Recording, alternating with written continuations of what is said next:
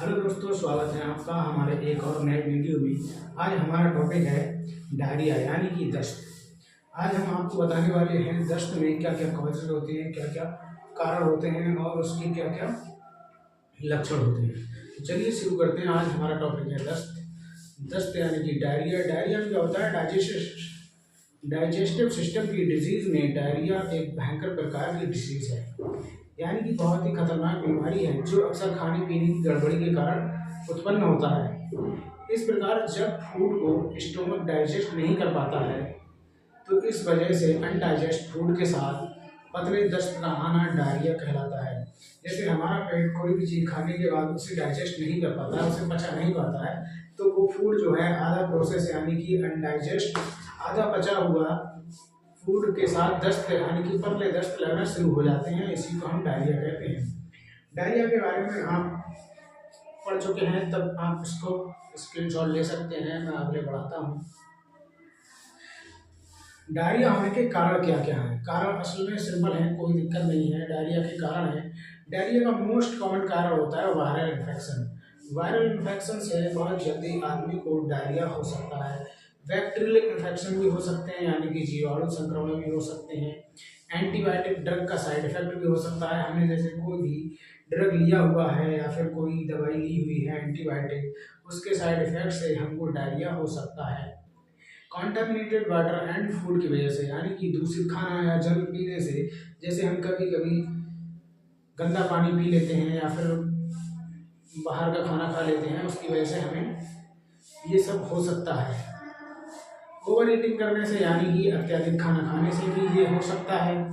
Liver disease की वजह से भी हो सकता है, यानी कि लीवर की बीमारी अगर हमें है तो हमारे पेट में ये समस्या उत्पन्न हो सकती है। इसके ये सारे कारण हैं। आप इस कारणों का स्क्रीनशॉट ले सकते हैं। फिर मैं आपको इसके लक्षण के बारे में बताने वाला हूँ। लक्षण आप देख सकते हैं। लक्षण क्या? सिंपल लक्षण होते हैं। पेशेंट को लूज मोशन होता है, यानी कि अभी आपने देखा है पतले दस्त लगना शुरू हो जाते हैं, जिसकी वजह से आप उसे डायरिया कह सकते हैं। हैप्पीनेस इन स्टोमक, यानी कि पेट में भारीपन हो सकता है, उसके पेट में मरोड़ हो सकती है, भारीपन हो सकता है। पेट पेन एंड क्रम्स, यानी कि दर्द भी होगा और मरोड़ भी होगी पेट में। नौसिया एंड वोमिटिंग, यानी कि उल्टी और जी मचलाना साथ में मरीज को होगा।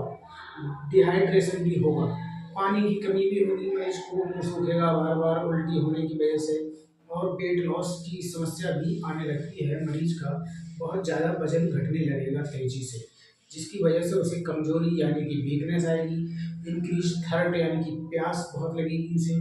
ब्लड प्रेशर डाउन हो जाएगा, रक्तदाब गिर जाएगा।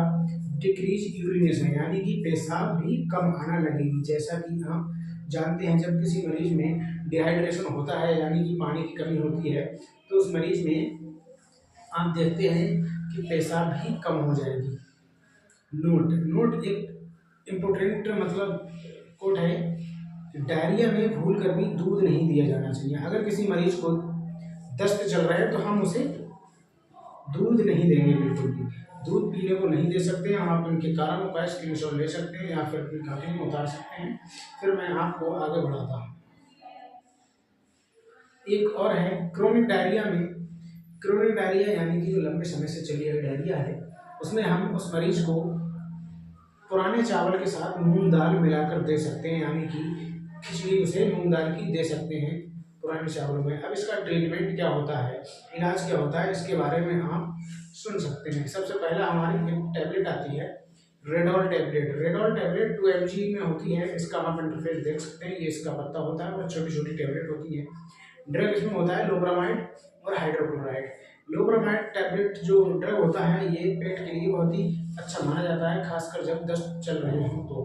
डोज इसकी क्या है? एक टैबलेट TDS दिन में 3 बार दे सकते हैं, सुबह शाम दोपहर खाना खाने के बाद। अब अगली टैबलेट पे आप आते हैं, इसका स्क्रीनशॉट ले सकते हैं। इसके साथ में ये लिख रहे हैं आप, अगर पानी की कमी है, डिहाइड्रेशन है बंदे को, तो आप साथ में ORS पिलाते रहें, ताकि उल्टी के साथ जो हमें कमजोरी आई है और पानी की कमी हुई है, उसमें जो है ORS पिलाते रहेंगे तो उसका वाटर लेवल बना रहेगा। इसके अंदर अगली टैबलेट आती है नॉर्टिजाइड, यानी कि एक टैबलेट आती है नॉर्फ्लॉक्स टीजाइड भी आती है, नॉर्टिजाइड भी आती है। आप देख सकते हैं इसमें। इसमें ड्रग्स क्या होते हैं, नॉरफ्लॉक्सासिन होता है और टिनिडाजोल भी होता है, लैक्टिक एसिड और वेसल्स भी होते हैं। ये खासकर पेट के लिए बहुत ज़्यादा जरूरी होते हैं जब हमारे शरीर में दस्त की समस्या पैदा होती है। तो इसकी डोज क्या होती है, सिंपल एक गोली बीडी दिन में 2 बार दे सकते हैं, सुबह शाम खाना खाने के बाद आप इस टैबलेट का इस्तेमाल कर सकते हैं। आप इसका स्क्रीनशॉट ले लीजिए, मैं आपको अगले बढ़ाता हूँ।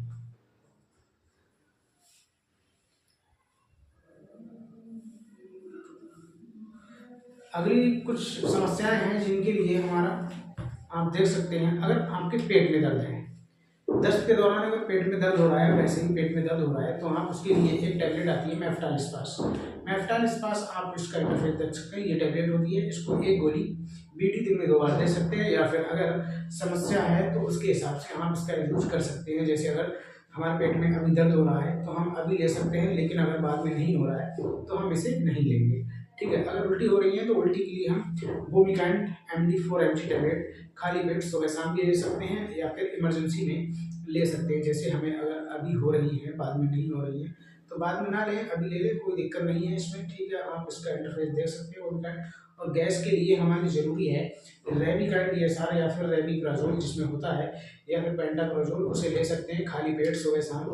आप इसका यूज कर सकते हैं, दिन में 2 बार खाने से पहले आप इसे ले सकते हैं। खाना खाने से पहले आप इसका भी स्क्रीनशॉट ले सकते हैं। फिर मैं आपको आगे बढ़ाता हूँ। पानी के ज़्यादा एब्जॉर्बेशन, जब किसी व्यक्ति को डिहाइड्रेशन होता है तो उसके अंदर पानी की बहुत ज़्यादा कमी हो जाती है, और नॉर्मल पानी हम जो लेते हैं उस पानी से हमारे शरीर की पानी की पूर्ति नहीं हो पाती है, जिसके लिए हम कोई टैबलेट या कैप्सूल यूज करते हैं जिसका नाम होता है जी डॉट कैप्सूल जो है 100 mg में आता है। आप इसका इंटरफेस देख सकते हैं, इंडियन फार्माकोपिया का ये कैप्सूल होता है। इसका आप यूज करेंगे TDS में, सुबह शाम दोपहर तीनों टाइम अगर आप इसे लेंगे तो हमारे शरीर में पानी की मात्रा जो है इकट्ठी होने लगेगी। अगर हमारे शरीर में पानी की मात्रा अभी इकट्ठी नहीं हो पा रही तो हम इंजेक्शन जेंटामाइसिन 80 mg 2 ml में BD सुबह शाम मांसपेशी या श्रम मार्ग में ले सकते हैं। आप इसका जो भी है इंजेक्शन पर लिखा देख सकते हैं, जैसा इस पर लिखा होगा आप वैसा यूज कर सकते हैं। अगर फिर इसके बाद भी नहीं होता है हमारे शरीर में कुछ भी पानी की कमी से, तो हम नॉर्मल सलाइन यानी कि एनस उस बंदे को चाह सकते हैं। उसी हिसाब से आप देख सकते हैं। अगर आपको ये समस्याएं ज़्यादा गंभीर लग रही है तो आप हायर डॉक्टर के पास रेफर कर सकते हैं, अगर आप इसको यूज नहीं कर पाते हैं मरीज को ठीक तो। ठीक है, तो चलिए फिर आज के लिए इतना ही हमारे वीडियो में। आज बहुत ही छोटा सा टॉपिक था, लेकिन बड़ी समस्या है, टॉपिक छोटा है, इसलिए हमारे वीडियो को लाइक शेयर सब्सक्राइब करते रहिए ताकि हमारा मनोबल बढ़ा रहे और आपको